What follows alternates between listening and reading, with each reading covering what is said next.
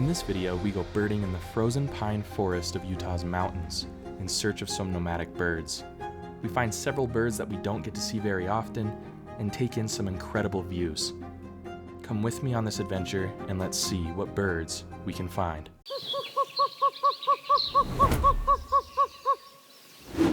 What's up everybody, back with another video today, and I'm joined with Caleb and Peter again. Let me catch my breath real quick. We haven't even gone that far. We're up here near Sundance Ski Resort here in Utah, and as you can see there is snow on the ground behind me, but nothing fresh. We haven't had hardly any snow this year, and so that's really been interesting for birding. We can gain access to some of these places that would otherwise usually be snowshoe only. But we're up here because we've heard reports of large amounts of pine grosbeak, which I've never gotten good footage of in the past. Let's head up this canyon, hike up this snowy canyon, and see what birds we can find along the way. The sun started to peek over the horizon as we winded our way up the high elevation trail. Our first bird of the day was this Townsend solitaire, perched and singing extremely far in the distance. These higher elevation species have an extremely recognizable call and song. Just ahead of us on a seemingly dead pine were several Steller's jays. We didn't get the best of views of these birds, but it was my first time seeing them this year, and they're absolutely one of my favorite birds. All right, so we've made it up a little ways up this canyon so far, up this trail. And you guys have seen some of the birds that we've seen so far. Really good variety. First of the year, Steller's jay, one of my favorite birds. And it's awesome to see those first of the year. It was awesome to see those first of the year pine siskins as well. Again, targets for the rest of the day would include any owl, pygmy, saw-whet, I don't care. Whatever it is would be amazing. And then also, pine grosbeaks are the main reason why we're here. So I've never gotten great looks. I've gotten them on the channel twice, but never actually gotten, good footage of those birds or photos. So would love to see those.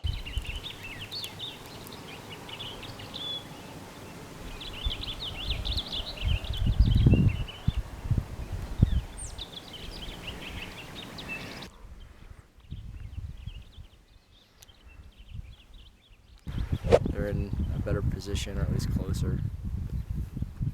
About to fly. It looks like it. All right, so we just had an awesome experience right here. We came to this flock of chickadees, and if you remember in the fall videos I told you, if you come across a flock of birds, stick around because typically they will be in a mixed flock, especially up here in these high elevations. So we came across this flock of mountain chickadees, got some of those on camera. There was a black-capped chickadee in the mixed, probably a couple of them in the mixed as well. And then got a golden crown kinglet on camera. This is only the second time I've ever filmed a golden crown kinglet on the channel. So that's a very special bird to get on camera today. Very happy about that bird. And then there was also a hairy woodpecker that we were able to get on camera as well. Most of these are first of the year birds, at least on camera. I don't show that first of the year stamp until I film it for the first time that year on the channel. So hairy woodpecker on camera as well. And then one more bird, red-breasted nuthatches. Those are some of the most charismatic and cute little birds out there. Just nuthatches in general are extremely adorable. The red-breasted nuthatch is one of my favorites. So really happy to get all of those birds on camera today. I'm trying to keep my voice down just in case some other birds want to move in as well. But just incredible getting all these birds on camera. The golden crown kinglet especially, really cool bird to film, especially because I've only seen it one time before. So we have a little bit ways to go, about another mile, to try to find these pine grosbeaks. Let's see if we can pick those up. We admired this hairy woodpecker from another angle as it flew in front of us across the path. These birds are actually not closely related to the very similar looking downy woodpecker. The air was cold and the ground was frozen solid as we made our way up the slippery slope. A few times we almost slipped, our footing unsure where the ice began and ended. The birds came in patches and waves, often overwhelming us with dozens of red-breasted nuthatches and chickadees. But despite our best effort, the pine grosbeaks seemed nowhere to be found. That's the hard thing about these nomadic bird species. They consume their food and then they move on, making them very difficult to find. Well, we've made it to the top of our route and we've gone about 2 miles up. We had a friend find pine grosbeaks in the hundreds up here, but this was over a week ago. So, of course, with birds, you kind of got to get there. Sometimes things stick around. Most of the time, in my experience, they kind of take off and move on. So they very well could still be here, but they also could have left by this time.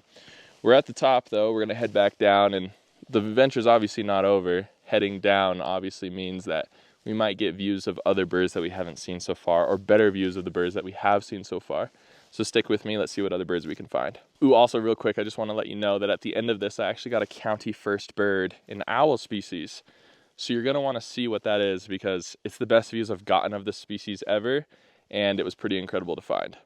On our way back down the slopes, we took our time admiring the beautiful landscapes that surrounded us. Truly, the state of Utah is absolutely stunning. What has really gotten better for me has been my birding by ear, so let me share this app called Larkwire with you real quick.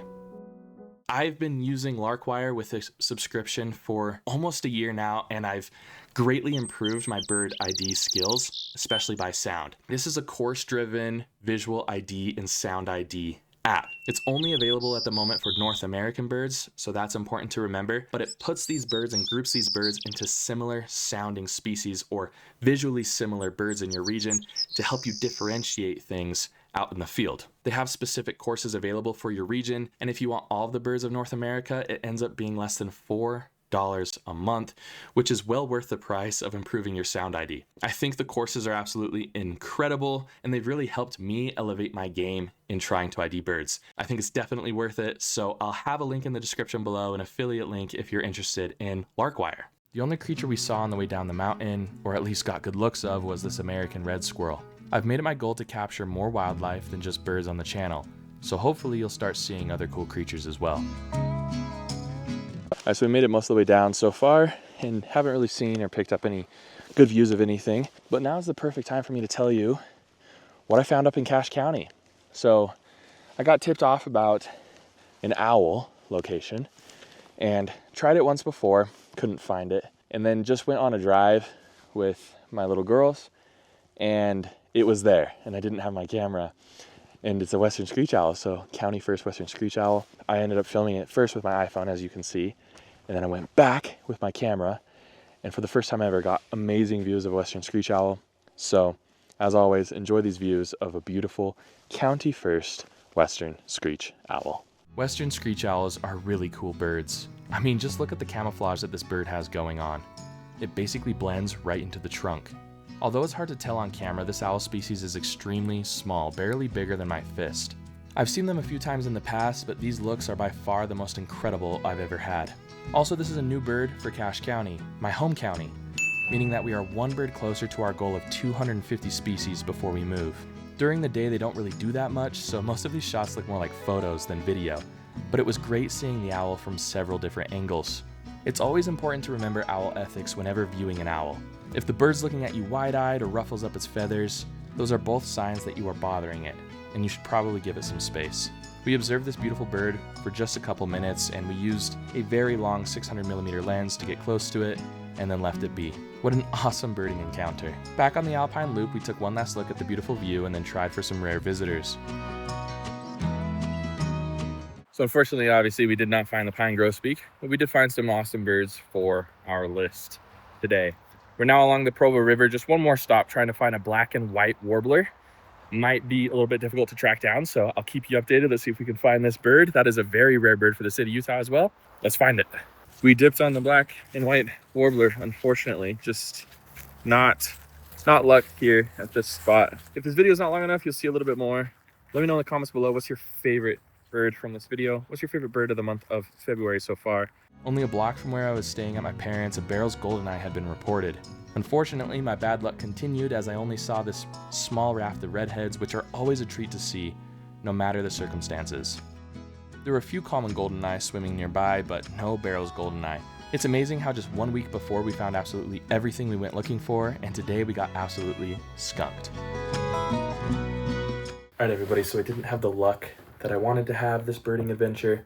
It's okay though, because last week we had some incredible luck, and this week we just ended up getting skunked, so it kind of averages out. Tomorrow for me is the Great Backyard Bird Count, and I'm doing it with Hawk on the Lens just like last year. It's going to be a lot of fun, so make sure you subscribe so you don't miss that video. We're also going to go looking for a couple rarities, and I'm just very excited because last year it was so much fun. Make sure you check out Bright Eyed Birding Learn, where I post one educational video every single week. As always, thank you so much for joining me. I hope to see you all next time on Bright Eyed Birding.